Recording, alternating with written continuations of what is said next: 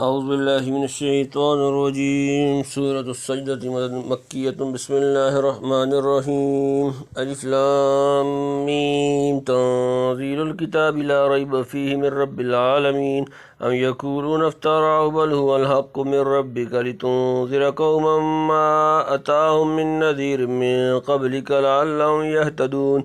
الله الذي خلق السماوات والأرض وما بينهما في 6 أيام ثم استوى على العرش ما لكم من دونه من ولي ولا شفيع فلا تتذكرون. يدبر الأمر من السماء إلى الأرض ثم يعرج إليه في يوم كان مقداره 1000 سنة مما تعدون.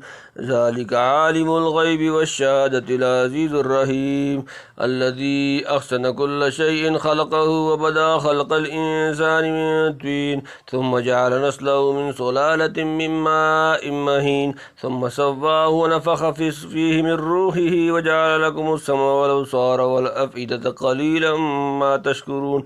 وقالوا إذا ذللنا في الأرض أئنا لفي خلق جديد بل هم بلقاء ربهم كافرون. قل يتوفاكم ملك الموت الذي وكل بكم ثم إلى ربكم ترجعون. ولو ترى إذ المجرمون ناكسوا رؤوسهم عند ربهم ربنا أبصرنا وسمعنا فرجعنا نعمل صالحا إنا موقنون. ولو شئنا لآتينا كل نفس هداها ولكن حق القول مني لأملأن جهنم من الجنة والناس أجمعين. فذوقوا بما نسيتم لقاء يومكم هذا إنا نسيناكم فذوقوا عذاب الخلد بما كنتم تعملون. إنما يؤمن بآياتنا الذين إذا ذكروا بها خروا سجدا وسبحوا بحمد ربهم وهم لا يستكبرون. سمعنا وأطعنا غفرانك ربنا وإليك المصير. تتجافى جنوبهم عن المضاجع يدعون ربهم خوفا وطمعا ومما رزقناهم ينفقون. فلا تعلم نفس ما أخفي لهم من قرة أعين جزاء بما كانوا يعملون. أفمن كان مؤمنا كمن كان فاسقا لا يستوون. أما الذين آمنوا وعملوا الصالحات فلهم جنات المأوى نزلا بما كانوا يعملون. وأما الذين فسقوا فمأواهم النار كلما أرادوا أن يخرجوا منها أعيدوا فيها وقيل لهم ذوقوا عذاب النار الذي كنتم به تكذبون.